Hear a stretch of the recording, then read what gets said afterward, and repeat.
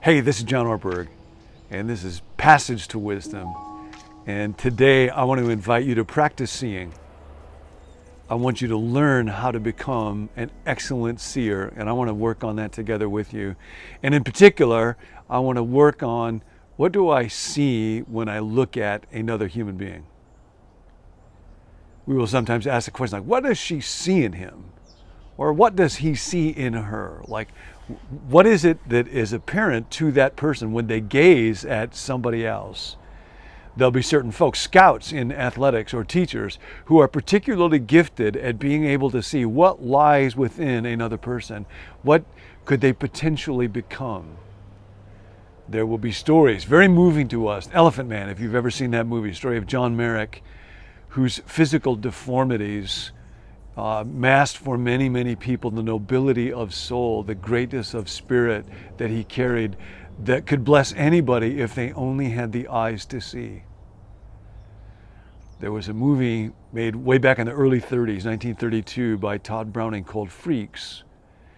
And it was contrasting some characters in it, set in a circus, some characters whose bodies might look quite beautiful, the strongman or an acrobat, with other characters who were thought to be freaks because of their body, little people, or what were then called Siamese twins, or microcephalic people with very small heads, who then, as the movie would show, were actually creatures made and loved by God.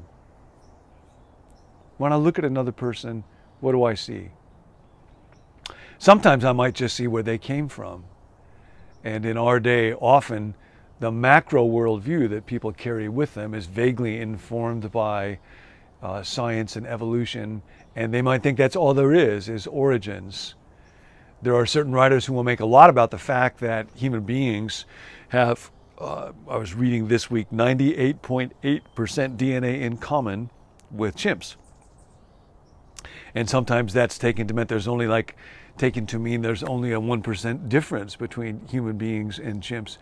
But of course, human beings might become something that a chimp is not going to become.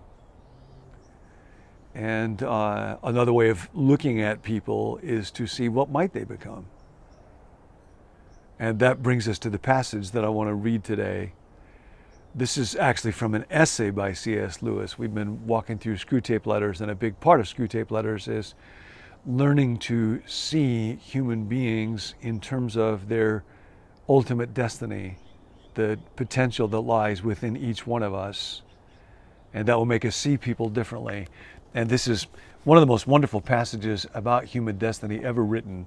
It's from a great essay that C.S. Lewis wrote called The Weight of Glory. It is a serious thing to live in a society of possible gods and goddesses. To remember that the dullest and most uninteresting person you talk to may one day be a creature which, if you saw it now, you would be strongly tempted to worship, or else a horror and a corruption such as you now meet, if at all, only in a nightmare. All day long we are, in some degree, helping each other to one or other of these destinations. It is in the light of these overwhelming possibilities, it is with the awe and circumspection proper to them, that we should conduct all our dealings with one another, all friendships, all loves, all play, all politics. There are no ordinary people. You have never talked to a mere mortal.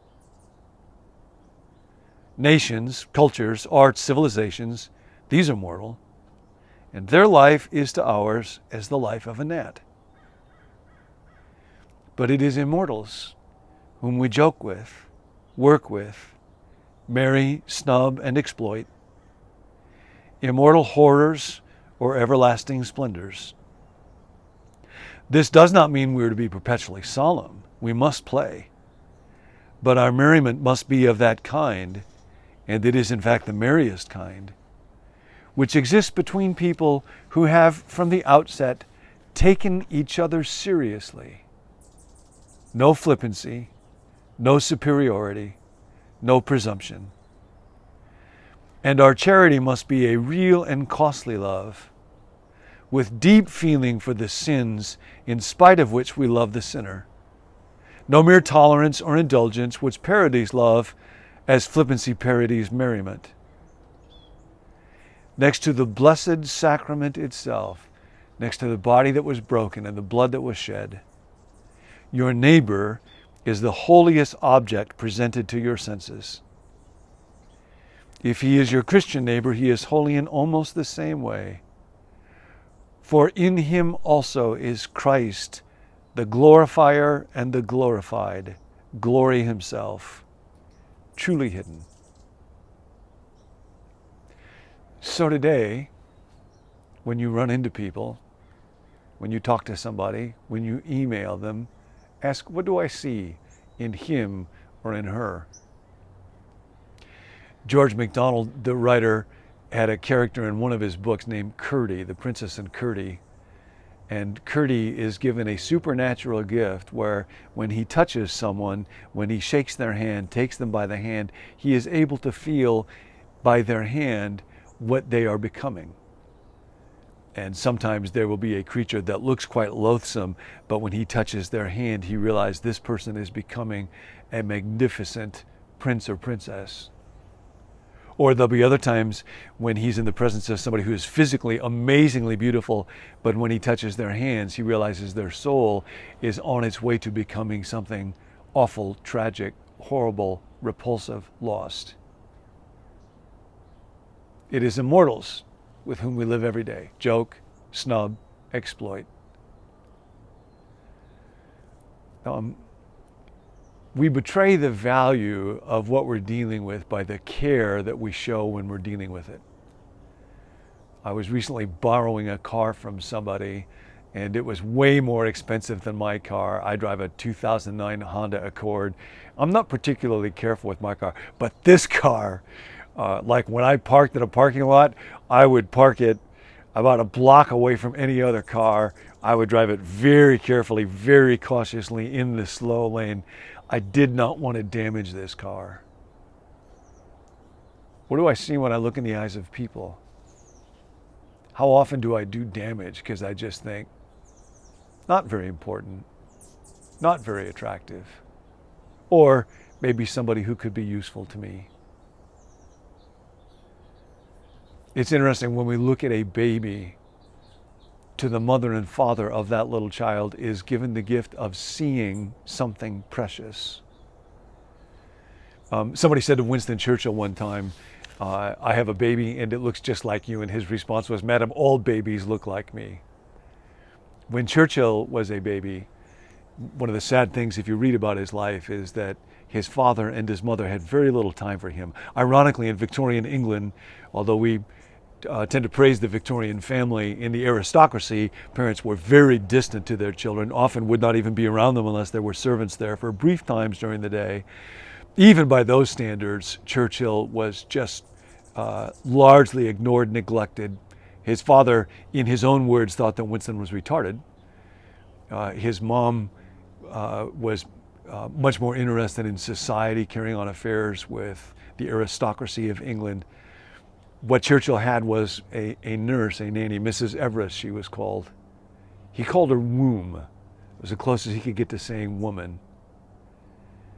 And she was the fireside before whom he was comforted, in whose presence he cried his tears. She saw something in him and loved him.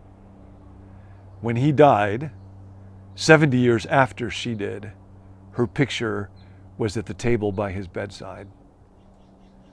And it makes you wonder, because of the role that Churchill played in galvanizing England to stand up to Hitler and Nazi Germany, what the history of the West might have been like, what our world might be like if Mrs. Everest, if Womb did not see something great in that little child that everybody else overlooked. So now today, what will I see in the people that I meet? Take a moment right now. Think of a good friend of yours. somebody that you care about, somebody that brings joy to you, and think of one quality that you see in them that is a good thing that you can call out and encourage. Now, a little tougher, take a moment and think of an extra grace required person in your life. Someone that's difficult for you. Someone that you're angry at, maybe perceive as an enemy. What do you see in them? What does God see in them? Because they are still a human being made in His image. And take a moment to think of one good quality in that person that you can see, that you can thank God for today. And then a third level, take a look inward. I look at me, you look at you. I am on my way to becoming, this is just the truth, either a creature of character that will be like Jesus, or the kind of creature that we meet now, if at all, only in a nightmare. What could lead me in those two directions? What is it that could lead me today on a path to love and to joy and to being honest and truthful? Or what could lead me away from God into small-mindedness and pettiness and self and ego? God, give me eyes to see today, to see myself as you do, honestly, and to see Jesus hidden in my neighbor. What are you going to see today? I hope it's really, really good. Have a great day.